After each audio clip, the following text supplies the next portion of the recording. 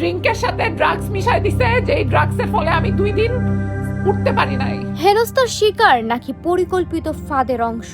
অভিযোগ পাল্টা অভিযোগ, ভাইরাল ছবি, অডিও আর অসংখ্য প্রশ্নে এখন তুমুল আলোচনায় ঢাকাই সিনেমার মডেল ও অভিনেত্রী স্নিগ্ধা চৌধুরী।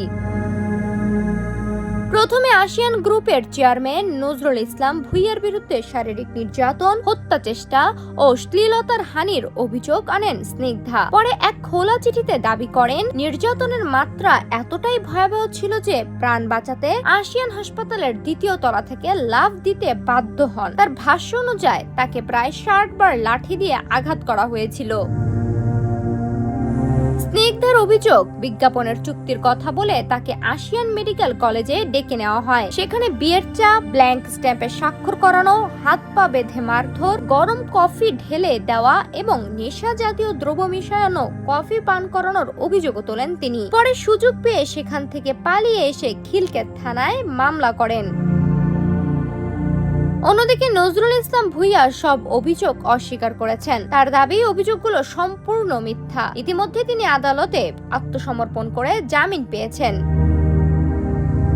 এরই মধ্যে সামাজিক যোগাযোগ মাধ্যমে স্নিগ্ধা, তার মা এবং নজরুল ইসলামের একসঙ্গে তোলা কয়েকটি ছবি ভাইরাল হয়েছে। একই সময়ে মডেল জেবা তাকিয়াও একটি অডিও বার্তায় নিজের অবস্থান তুলে ধরেছেন। তবে এগুলো সংশ্লিষ্ট ব্যক্তিদের নিজ নিজ বক্তব্য ও দাবি।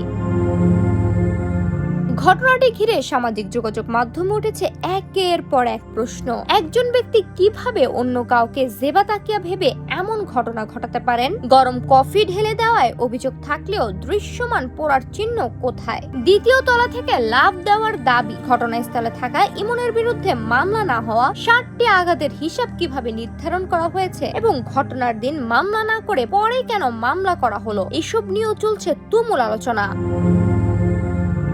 তবে এসব প্রশ্নের এখনো কোনো আনুষ্ঠানিক উত্তর মেলেনি। বিষয়টি বর্তমানে তদন্তাধীন এবং আদালতে বিচারাধীন। তাই অভিযোগ পাল্টা অভিযোগ কিংবা সামাজিক যোগাযোগ মাধ্যমের আলোচনার বাইরে প্রকৃত সত্য কি, সেই উত্তর মিলবে তদন্ত শেষ হওয়ার পরই। সাদিয়াতু হালিমা, সোনালী নিউজ।